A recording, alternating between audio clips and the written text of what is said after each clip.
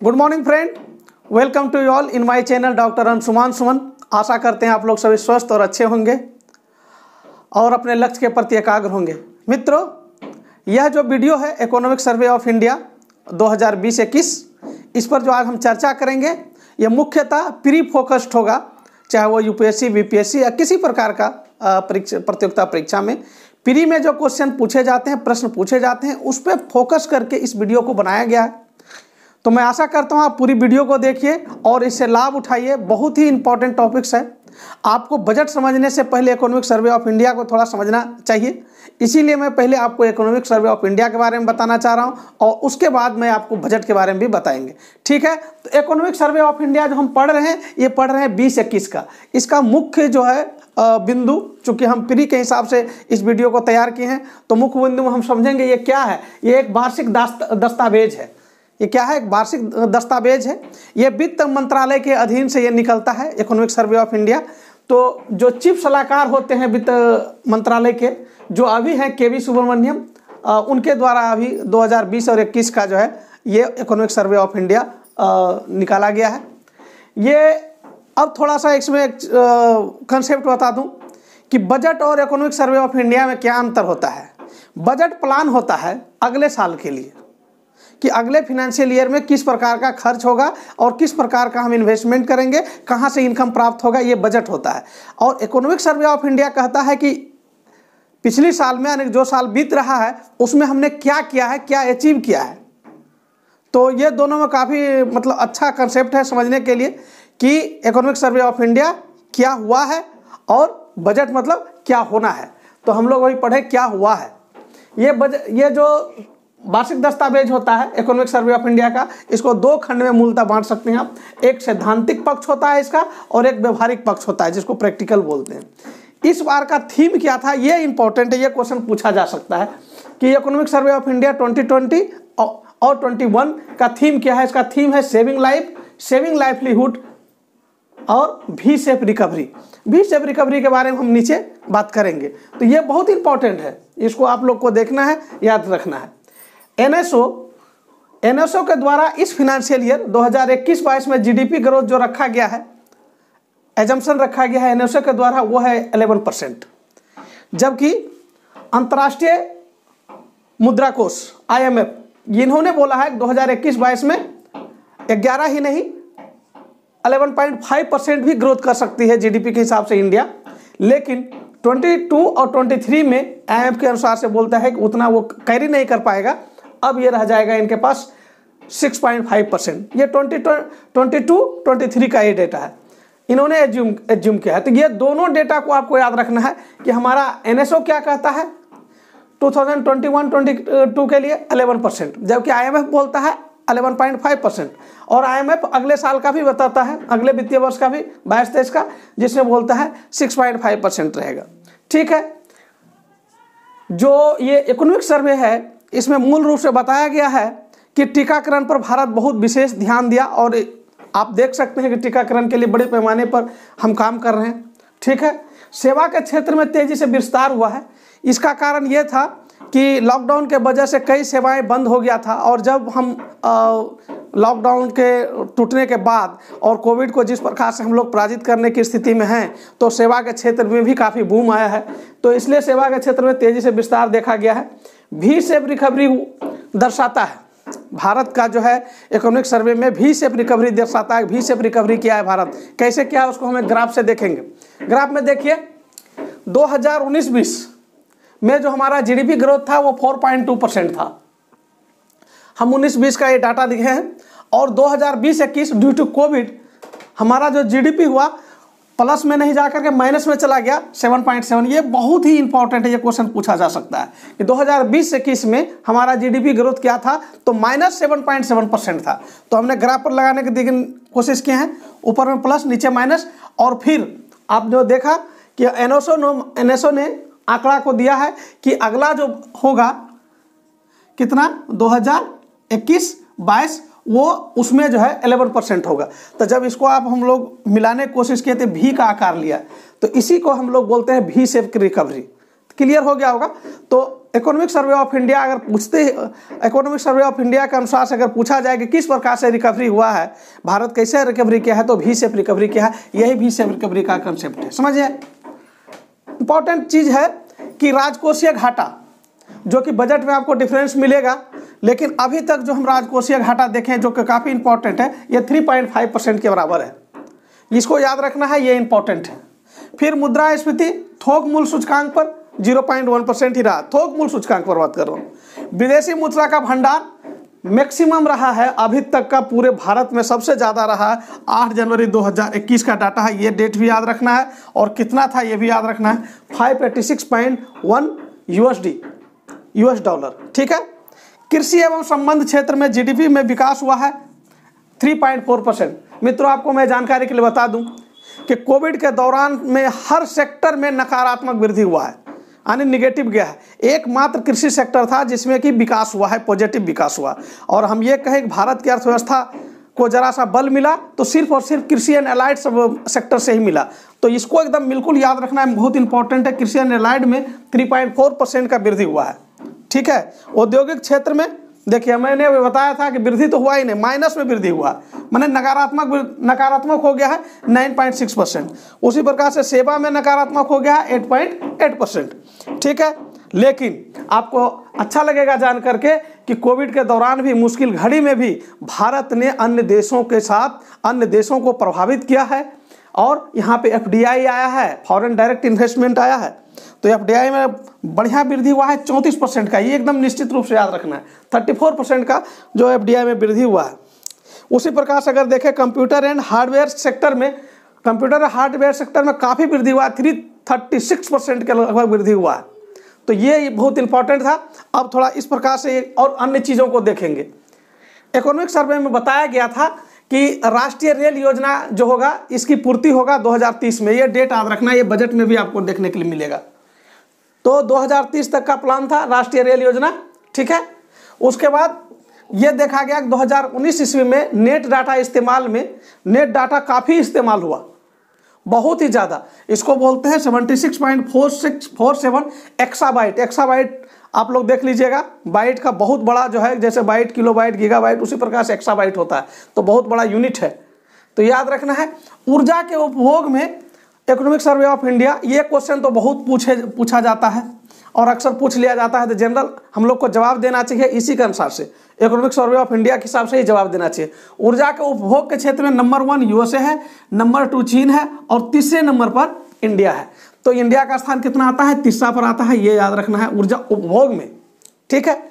अब देखिए भारत में बिजली, भारत में बिजली का उत्पादन के बारे में भी क्वेश्चन बहुत पूछते हैं प्री में। तो हम लोग 2019 के मार्च में अगर देखें तो ये 3,56,100 मेगावाट हम लोग प्रोडक्शन करते थे, जबकि मार्च 2020 में हमने इस पर क्या किया, वृद्धि किया, अब हो गया जब लगभग 3,70,106 मेगावाट, ठीक है। और अगर इसमें ये क्वेश्चन बार बार पूछता है कि हम लोग जो बिजली हैं किस चीज़ से बनाते हैं, तो सबसे ज़्यादा हम लोग बिजली ताप से बनाते हैं। ताप मतलब कोयला, ताप मतलब कोयला से। और उसके बाद दूसरे नंबर पर जो बिजली हमारा बनता है पनबिजली से बनता है, और तीसरे नंबर पर हम लोग सीरीज में करेंगे तो परमाणु इत्यादि से या गैर परंपरागत स्रोतों से, ठीक है। शहरी जनसंख्या के बारे में हमारा डाटा बता रहा है कि देखिए ये जो है 37.7 करोड़ है, ठीक है। लेकिन ये जो है 2030 के बाद 2030 तक ये 60 करोड़ के पास पहुंच जाएगा। तो शहरी डाटा के बारे में बता रहा है कि हम लोग बहुत जल्दी से शहरीकरण की तरफ आगे बढ़ेंगे, क्योंकि लगभग जो है ये 1.25 गुना बढ़ जा रहा है मात्र अभी 10 साल में। तो ये बहुत इंपॉर्टेंट डाटा है, ये देखना है कि 2030 तक कितना करोड़ हो जाएगा। ये पूछा जाए तो 60 करोड़ होगा। आत्मनिर्भर भारत, जिसपे कि हमारे वित्त मंत्री और भारत के प्रधानमंत्री भी काफ़ी जोर दिए थे, उसमें जो हमको खर्च के लिए पैसे दिए आत्मनिर्भर भारत के तरफ में, तो उसमें दिए 29.87 लाख करोड़ अभी तक खर्च होती है। ये सीधा डायरेक्ट क्वेश्चन पूछ लिया जाएगा कि आत्मनिर्भर भारत में इकोनॉमिक सर्वे ऑफ इंडिया के आधार पर कितने खर्च का प्रावधान किया गया था, तो इसका आंसर होगा 29.87 लाख करोड़, ठीक है। एक ग्रीन बॉन्ड कॉन्सेप्ट आया है, इसको हम डिटेल में कभी बताएंगे, लेकिन अभी चूंकि हम प्री पर फोकस किए हैं तो याद रखना है कि ग्रीन बॉन्ड में सबसे टॉप पर है चीन और दूसरे नंबर पर है भारत, ये याद रखना है। तो ग्रीन बॉन्ड के क्षेत्र में भारत दूसरे नंबर पर है। और यहाँ पे 8 भारत में ये भी देखा गया है कि 24 दिसंबर 2020 तक 8 ESG म्यूचुअल फंड, ठीक है, म्यूचुअल फंड नए उसमें जोड़े गए हैं, ठीक है। ये भी इकोनॉमी को बूस्टअप करने के लिए किया गया है, ठीक है। और 2 जो है इंडेक्स, ये बहुत इंपॉर्टेंट इंडेक्स है। ये आप देखिए, ईज ऑफ डूइंग बिजनेस में भारत बहुत अच्छा किया है। अभी इसका जो रैंक है ये 63rd है, यानी 63वां इसका रैंक है। और ग्लोबल इनोवेशन इंडेक्स GII में इसका इंडेक्स अब आ गया है 48। ये पहली बार भारत के लिए ऐसा हुआ है कि अंडर 50 में आ गया है, ठीक है। चलिए, तो कुछ अन्य महत्वपूर्ण बिंदु जो हैं इकोनॉमिक सर्वे का, उस पर हम लोग फोकस करेंगे, जिसमें हम देखेंगे कि ये इकोनॉमिक सर्वे बात करती है कि भारत जो है तीसरी बड़ी अर्थव्यवस्था भी बन सकती है, यदि कि रिसर्च एंड डेवलपमेंट पर, जो कि वर्तमान में भी खर्च है, हम लोग करते हैं 0.7% ऑफ GDP। यदि 2% of GDP research and development, अनुसंधान पर अगर हम खर्च करने लगे तो भारत तीसरी बड़ी अर्थव्यवस्था बन सकती है। दूसरा महत्वपूर्ण बिंदु निकल के आ रहा है GST संग्रह के संदर्भ में, GST कलेक्शन के संदर्भ में। ये बड़े पैमाने पर GST का संग्रह हुआ है, कलेक्शन हुआ है। 12 दिसंबर 2020 का यह आंकड़ा कहता है कि जो पिछले साल के अनुसार, पिछले साल से यदि इसकी तुलना कर लिया जाए तो हम 12% ज़्यादा जो है GST कलेक्शन किए हैं। और रिकॉर्ड GST कलेक्शन, जो सर्वाधिक GST कलेक्शन अभी तक का जो कलेक्ट हुआ है वो हुआ है 1.15 लाख करोड़। ये मैक्सिमम GST अभी तक का कलेक्ट हुआ है। तो ये डाटा इंपॉर्टेंट है, ये डाटा भी इंपॉर्टेंट है, इस पर ध्यान दीजिएगा। सामाजिक क्षेत्र में 2 बड़ा चीज़ देखने के लिए मिला है। इसमें हम लोग जो देख रहे हैं, डाटा जो देख रहे हैं 21 जनवरी 2021 तक का है। कोविड के दौरान में रोजगार सृजन एक बहुत बड़ा मुद्दा था, मजदूर की समस्या था। उसमें 311.92 करोड़ मानव कार्य दिवस की सृजन किया गया। ये अपने आप में हम था मोदी सरकार का ये बहुत बड़ा अचीवमेंट है। 311.92 करोड़ मानव दिवस, ये बहुत इंपॉर्टेंट, सीधा डाटा पूछा जा सकता है कितने कार्य दिवस जो है सृजित किए गए, ठीक है। मनरेगा में आप लोग जानते हैं मनरेगा, तो मनरेगा में जो वेतन था पर डे के लिए वो 182 रुपया था। इसको बढ़ा करके अब 202 रुपया पर डे किया गया है, अर्थात 20 रुपया की इसमें वृद्धि किया गया है। ये डाटा भी बहुत महत्वपूर्ण है। स्वास्थ्य के क्षेत्र में यह तय किया गया है, स्वास्थ्य नीति 2017 के अनुसार से यह तय किया गया है कि स्वास्थ्य पर जो खर्च होगा 2.5 से लेकर के 3% के आसपास होगा, जो कि आप बजट में भी इसका प्रभाव देखेंगे। स्वास्थ्य पर बहुत बड़ा जो है प्रभाव पड़ा है और स्वास्थ्य में बड़े पैमाने पर खर्च किए गए हैं, बजट में आपको हम बताएंगे, ठीक है। कुछ अन्य इंपॉर्टेंट चीज़ भी देखें तो उसमें आपको देखने के लिए मिलेगा सोवरेन क्रेडिट रेटिंग। ये सोवरेन क्रेडिट रेटिंग का वकालत भारत करता है। भारत क्यों करता है, क्या इसकी आवश्यकता है, भारत G20 में सोवरेन क्रेडिट रेटिंग का प्रश्न क्यों उठाया, थोड़ा सा इस पर हम चर्चा करेंगे। मित्रों, दुनिया में कई प्रकार की रेटिंग एजेंसियाँ हैं, वो जो है किसी भी देश की अर्थव्यवस्था को क्रेडिट रेटिंग बताते हैं कि इस देश का रेटिंग क्या है, और उसके आधार पर यह तय होता है कि उसका वैश्विक विदेश नीति कैसा होगा, व्यापारिक नीति क्या होगा, उस पर कितना ट्रस्ट किया जाना चाहिए, कितना नहीं किया जाना चाहिए। वैसे में एक मूडीज जो है क्रेडिट रेटिंग एजेंसीज है, जो भारत को सबसे वर्स्ट जो रेटिंग दिया, सबसे खराब रेटिंग जो होता है वो भारत को दिया है, जिसको बोलते हैं BAA3। इसके पहले भारत को BAA2 दिया गया था, अब भारत को BAA3 दिया गया है।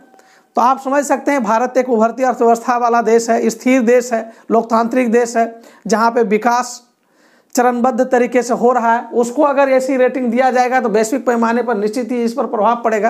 तो भारत अब जो बात करती है सोवरेन क्रेडिट रेटिंग की बात करता है, और उसमें आह्वान करता है विकासशील देशों को कि वो अपना रेटिंग खुद तय करे, और इसके लिए ये मुद्दा उठाया है कि G20 में भी भारत ने मुद्दा उठाया। तो सोवरेन क्रेडिट रेटिंग जो है एक प्रकार से विकासशील देशों को एक मंच पर लाने की कवायद है, और उसमें ये करने की कोशिश किया गया है कि क्रेडिट रेटिंग जो दे करके किसी भी देश के साथ बायस करता है, उस देश के साथ मतलब एक प्रकार से व्यापारिक और वैदेशिक खिलवाड़ किया जा सकता है, उससे बचने के लिए इस क्रेडिट रेटिंग एजेंसी का ज़रूरत महसूस किया है भारत, और इसका मुद्दा उठाया है G20 में भी। ठीक है, नेक्स्ट में देखेंगे भारत का विदेशी व्यापार। विदेशी व्यापार हम दो चीज़ देखेंगे, विदेशी निर्यात को भी और आयात को भी। तो हम लोग वो देखेंगे कि वो कमोडिटीज कौन है जो भारत मैक्सिमम निर्यात करता है, और वो कमोडिटीज क्या है जो भारत आयात करता है। तो हम 5 ऊपर से लिखें तो भारत का अगर निर्यात में सबसे इंपॉर्टेंट देखा जाए, ये बहुत ही इंपॉर्टेंट प्रश्न बनते हैं यहाँ से, हर साल किसी भी परीक्षा में यहाँ से क्वेश्चन आपको मिलेंगे। तो भारत जो सबसे ज़्यादा निर्यात करते हैं वो उसमें आएगा पेट्रोलियम उत्पाद, उसके बाद दूसरे नंबर पर औषध यौगिक जैव उत्पाद, ये इकोनॉमिक सर्वे ऑफ इंडिया के आधार पर है। तीसरे नंबर पर जो निर्यात करते हैं मोती एवं बहुमूल्य पदार्थ, चौथे नंबर पर लोहा स्टील, और 5वें नंबर पर विद्युत मशीनरीज। इसको निश्चित रूप से बढ़िया से इसको पढ़ना है, 2 बार वीडियो को सुनने से आपको याद रहेंगे। आयात में क्या करते हैं, स्वाभाविक रूप से हमारे पास कच्चा तेल की बहुत कमी है, सबसे ज़्यादा हम कच्चा तेल की आयात करते हैं। उसके बाद हम लोग पेट्रोलियम उत्पाद का भी आयात करते हैं, सोना का आयात करते हैं, दूरसंचार उपकरण का, और मोती एवं बहुमूल्य रत्न का भी आयात करते हैं। तो ये जो हम सीरीज में कर दिए हैं, पहला, दूसरा, तीसरा, तो निश्चित रूप से आप लोग याद रख लीजिए। ठीक है, अब नेक्स्ट में देखेंगे भारत में जो फार्मा व्यापार, जो फार्मास्यूटिकल कंपनी है, कोविड के समय में भारत में काफ़ी बूम किया, और आपको बता दें कि ये बहुत ही ज़्यादा विकास किया। तो इसीलिए भारत का स्थिति भी इस क्षेत्र में इकोनॉमिक सर्वे ऑफ इंडिया में फोकस किया गया है। फार्मास्यूटिकल कंपनी में अगर देखा जाएगा फार्मा व्यापार में, तो सबसे टॉप पर है चीन, और आपको दूसरे नंबर पर यहाँ पे इटली दिखेगा, और तीसरे नंबर पर पूरे दुनिया में भारत दिखेगा। ये जो हम बात कर रहे हैं पहला, दूसरा, तीसरा, ये मात्रा के आधार पर है, क्वांटिटी के आधार पर है। ठीक है, अगर उसके मूल्य के आधार पर देखा जाए तो भारत का स्थान 14वां होगा, मात्रा का स्थान पर तीसरा, और मूल्य के आधार पर 14वां। और आकार के दृष्टिकोण से देखा जाए तो इसका जो आकार है वो 41 बिलियन US डॉलर का है। तो 2024 में इसी का आकार जो है 65 बिलियन US डॉलर हो जाएगा। और साथ ही यदि देखा जाए तो ऐसा उम्मीद किया गया है कि 2030 तक फार्मास्यूटिकल कंपनी का जो आकार है 120 से 130 बिलियन US डॉलर हो जाएगा। ठीक है, तो ये बहुत महत्वपूर्ण टॉपिक था। अब हम ये देखेंगे कि निर्यात में भारत का स्थिति वैश्विक स्तर पर क्या है। निर्यात में जानने के लिए आपको ये चीज़ थोड़ा जानना चाहिए कि निर्यात में सबसे जो वेस्ट है वो है जर्मनी, नंबर 1 पर है। और अगर भारत का स्थिति देखा जाए निर्यात के क्षेत्र में वैश्विक स्तर पर, तो ये होगा 11वां। ठीक है, अब निर्यात में ये देखेंगे कि भारत जो है निर्यात सबसे ज़्यादा किसको करता है। तो उस स्थिति में आप देखेंगे सबसे ज़्यादा भारत निर्यात करता है USA को, दूसरे नंबर पर भारत निर्यात करता है चीन को, तीसरे नंबर पर UAE को, और चौथे नंबर पर हांगकांग, और 5वें नंबर पर सिंगापुर को। ठीक है, तो ये निर्यात की बात है। तो हम लोग ये देख लिए कि सबसे ज़्यादा USA को, दूसरे नंबर पर चीन को, और तीसरे नंबर पर UAE, यूनाइटेड स्टेट ऑफ अमीरात। ठीक है, तो ये आपको समझ में आया। आयात में अगर देखेंगे भारत सबसे ज़्यादा सामान कहाँ से खरीदता है, तो जो सबसे बड़ी समस्या आप लोग देख रहे हैं कि चीन के साथ हमारा जो व्यापारिक इम्बैलेंस है, व्यापारिक असंतुलन है, इसी वजह से कि सबसे ज़्यादा सामान जो हम खरीदते हैं चीन से खरीदते हैं। उसके बाद हम किससे खरीदते हैं, USA से खरीदते हैं। और बाकी ये तीनों वाला जो है, ये दोनों आयात और निर्यात दोनों में सेम ही है। तो ये तीनों को तो याद ही नहीं करना है, ऊपर वाला 2 सिर्फ याद कर लेना है कि निर्यात में सबसे ज़्यादा सामान हम बेचते USA को हैं, और सबसे ज़्यादा खरीदते हैं चीन से। तो ये दोनों सिर्फ जान लेना है, पूरा सीरीज आपको आयात और निर्यात का हो जाएगा। अब हम लोग अंतिम रूप से इकोनॉमिक सर्वे का जो सबसे इंपॉर्टेंट चीज़ है कि व्यापारिक संतुलन। व्यापारिक संतुलन हम देखेंगे भारत का किस किस देशों के साथ पक्ष में रहता है। तो निश्चित रूप से व्यापारिक संतुलन जो है USA के साथ हमारा बहुत अच्छा है, सबसे अच्छा USA के साथ है। उसके बाद अगर संतुलन मैंने अच्छा स्थिति में बात किया जाए तो बांग्लादेश के साथ है, और फिर नेपाल के साथ है। और सबसे खराब स्थिति व्यापारिक और संतुलन की स्थिति अगर देखा जाएगा तो वो चीन के साथ है। ठीक है, और खराब में भी सबसे कम खराब वो होगा कतर। तो ये आपका था इकोनॉमिक सर्वे ऑफ इंडिया। आशा करते हैं कि इन सारे फैक्ट्स आपको आने वाले प्री एग्जाम में बहुत ही काम आएंगे। आज भर के लिए बस इतना सा ही। Thank you very much.